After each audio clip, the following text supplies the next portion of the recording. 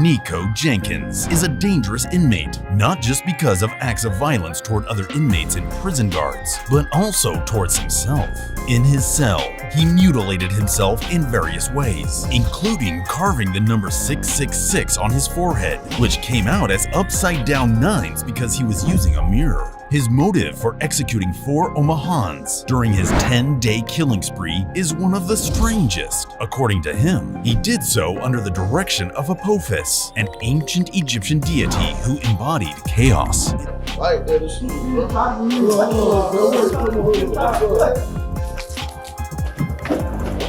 There's always going to be an element of threat.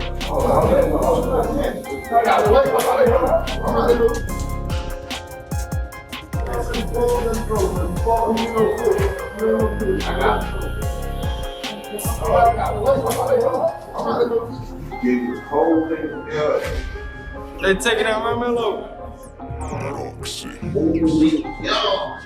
Look in that cell right there. See how crowded it is? They're not small guys. Waiting for you to come in so they can take advantage of it. There's no love here.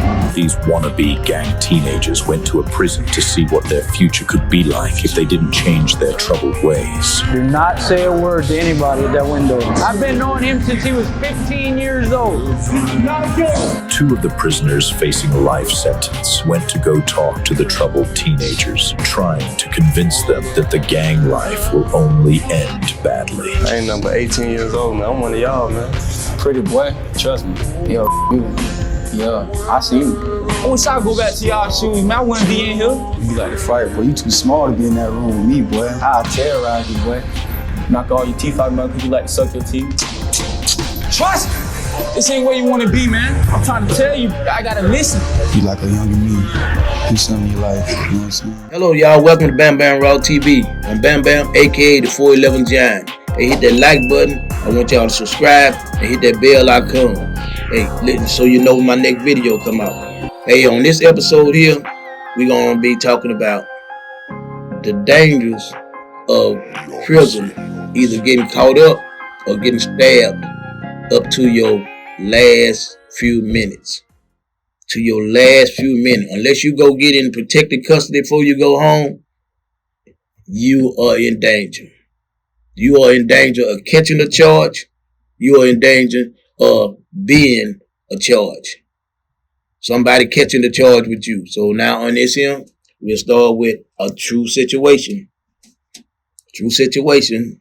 Me and one of my little homeboys, and the people will remember this here that was down there, they can verify this. My homeboy he had like, I think about a week left to go home. And so as I did, I make my wine. After I sell all that I'm gonna sell, I sit in the room with some of my homeboys and we drink and we eat. When I make wine and we drink it, I also cook. I make nachos or whatever, but I always cook so that we don't walk down to the dining hall, because when you walk into the dining hall or when you're walking outside the unit, they have breathalyzers that they be at the metal detector that the police see you if you're a known drinker, or if he see you swerving a little bit, he can call you over there and breathalyze you at any time. And if he breathalyze you, you go into the hole for drinking, just like a DW out on the streets. So anyway, my homeboy we sitting there drinking, and a dude comes snatch the door open. Hey man, come on, I know Bamm Bamm, I know you got some more, man. I like that grape. I said, listen, man, whoa, stop, man. Don't ever snatch that door open. Oh man, I know. But I said, listen, man, did you hear what I said? Don't ever snatch that door open without knocking. And my homeboy jumped up and said, you heard what the big homie said? He said, bitch, I ain't talking to you. And my homeboy, so then he slammed the door. So now my homeboy, now I'm focusing on him even before I'm focusing on this dude, because I know his head, I know his mind, I know his mind, I know what's in his head right now. He finna kill this dude. You know, back then you wasn't the B word, especially using that manner is always disrespectful. Some people use it now, just local talking and having fun and going on, but at that time you don't use it, and you don't use it like that, especially. So he's thinking in his mind. So I tell the other homeboy with him, I said, man, look here, take him on up to the room, man, and keep him occupied for a little while, man. Y'all go up there his room and drink. I'm finna move around a little bit. So they thought I was gonna go talk to the dude people, but I didn't talk to the dude people because I knew that as long as that dude was on the compound, that my homeboy was gonna try to stab that dude before he left. My homeboy was destined to get that dude. So what I did, I went around, I see the dude. Now when I come out the door, I can see the dude. He's up by the shower looking at my homeboy's cell. I said, oh man, he got on a long pea coat, green pea coat. So he got a long, so I'm looking at him. So, and he's standing like he got something. So I come out the room and I look up. So I play like I'm going to get me some hot water. I go around to get the hot water, and then I come all the way around. When I come all the way around, he's steady looking at my homeboy's cell. So he's looking down at my homeboy's cell. So I climbed on up the steps, came on around, and he's steady standing there by the shower, looking down at my homeboy's cell. So when I came up behind him, I grabbed him around the waist, trying to grab where his knife was and going on. So when I grabbed him like that, I found his little plastic thing. So I grabbed it. I went around him like that, and I feel it, and I grab it, snap that off like that. He turned around and wrestled with me. So he turned around and wrestled with me. Then when I came up and started hitting him, bam. So I'm hitting him. But I'm hitting him, and when I'm hitting him, he trying to grab me, and he slipped and fall to the ground. And when he slipped and kind of fall to the ground on the knees, and it wasn't I was trying to stab him any way I could. So I'm saying I can't say it wasn't unintentional, but I didn't aim for his eye, and I ended up hitting him straight in the eye. So I hit him in the eye. The knife went in his eye. I pulled the knife back out the eye, and I started hitting him in his neck and hitting him very well like that. So finally, when people started coming out there and looking around and going on, and he was hollering and bleeding, so he take off running. When he take off running, he run to the cell. So I'm running. I'm covered in blood. I'm running trying to clean up. I'm running trying to get to my cell. Well, not running, but fast walking in my cell trying to clean up. So I go down there and clean up and everything, and I tell the homeboy, hey man, look here, I done took care of that there, man. You ain't got to worry about that. That dude done been dealt with and going on. You stay out this here and going on like that. So I said, what I'm gonna do is I'm gonna go see what cause they locked us down. I said, when they open this up, I'm finna go see what's going on. If that group wanna bag that plate, when I lay everything down to them, if they want to bag that plate, then we're going to go to war in that situation. Dude dead wrong for snatching my door open, number 2. And then he called my little homeboy D. So, all right. Anyway, so they lock us down. Now, they lock us down, and they going through, they searching everybody. They looking at you. See if you got any wounds on you. See if you got it. They going down. They get halfway. I pull off my shirt, and we ripping my shirt up and everything and cutting it up. And I realized I got dried up blood all over me. So I grabbed the towel, grabbed the towel, and I wiped it. Now I got a red towel in there covered with blood. And only through the grace of God that I didn't get caught on that situation, and everybody who was there know about this. I didn't get caught for this situation, but they stopped shaking down halfway through. And I'm like, man, what the hell going on? They just stopped shaking down. So they came, they opened us back up. So when they opened us back up, I went to one of his people, the shot caller for their particular group. I went up there to him and I said, hey man, I told him the circumstances going on. I said, so now however y'all feel about it going on, man, he was dead wrong, blah, blah, blah. And the dude said, now I'm going up here talking to my people. I'm going to let them know that I was influenced with you. I know how you move, man. You're a respectful dude. You don't fool with nobody going on. You're about your business. I'm going to go talk to them, and I'm going to let them know that the individual I had already warned him about the way he was moving and going on. So anyway, he went and talked to his people. When he talked to his people, he came back. Because at that time, and my man's from everywhere. They was like, listen, Bamm, we with you, man.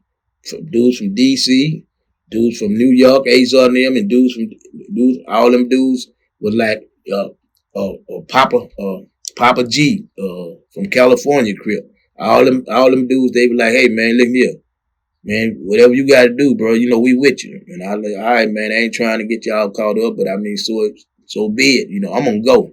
I'm going to go one way or the other. So in anyway, the situation came down. Dude came holler. They squashed it. The individual, the police find out that they told me the police stopped shaking down because the dude was so drunk and belligerent, cussing the police out, cussing the folks out, and wouldn't, dude, I give the dude much credit and respect. He wouldn't snitch, he wouldn't say nothing and going on. And so, like I said, he brought a knife to a knife fight, and he ended up with the worst of the situation. But he never did tell the folks nothing. And the sad part about it was my homeboy was going home that week. This individual was going home in 3 months. He was going home 3 months and ended up losing his eye. And I mean, so that's tell you how you can be a victim or you can have to make a victim out of somebody. And I got other stories and my stories are true. And I got other stories I can tell you where people was on their way out the door and what happened. Hey, love you. Hit that like button, subscribe, and hit that bell icon so you know when my next video coming out. Bamm Raw TV out. Love you. Well, while you're serving your sentence, it ended up being 6 years total, right? Mm-hmm. There was a situation with the CEO named Mitchell. Yeah. Right. On Bill Clemens, Jr. And at one point, you were going to kill Mitchell. For sure. With a knife, right? Yeah, for sure. And this was because he forced you into doing a strip search? Yeah. It was very weird. It's one of those things, like, because everybody like you on the unit and you move a certain way, he has to be the one to show resistance. And it would probably been all right if he would have strip searched me in private, because I've been strip searched before. They even tore my cell up before. That's very early on when I was it's a difference between being an inmate and being a convict. It's like you're an upper statesman, you know how to move. So my first 2 years, I was a wild man. I was fighting and doing all the rest of the prison shit. Then I changed. So now I'm an older statesman, and I just know how to move. And I'm on this maximum security unit, Bill Clemens unit, and I'm pretty solid on this unit. I call a couple shots here and there. I'm pretty solid with everybody, even the officers. You know, I'm pretty good. Officers really don't bother me because I'm just doing my time. I'm coming back from necessities, and he's like, pulled me over and like, yo, I'm gonna strip search you. I'm like, for what? And it was never no clear reason, like, you under suspicion that I'm transporting something or I'm doing something, but I'm a SSI. Anyway. And I asked him, I'm like, yo, man, like, what's the deal with you? You got contraband. Man, I don't have no contraband. I went to necessity. So he strip searched me down to my white gym shorts. I had bought these white gym shorts when I first got there because my uncle had gave me a heads up. Buy you the white gym shorts. They can make you take off all the state stuff, but these are your personal shorts. Like, once I bought these shorts, I never showered naked. I always showered in these shorts. I had these shorts for probably 5 years. You know what I'm saying? Because you wash them, you keep them clean. But was there a reason why you didn't want to be naked? Hell yeah, you don't want to be naked in no damn prison with no whole bunch of men. Nah, that's not what you could. Anything can happen in there. What you don't want to be is naked.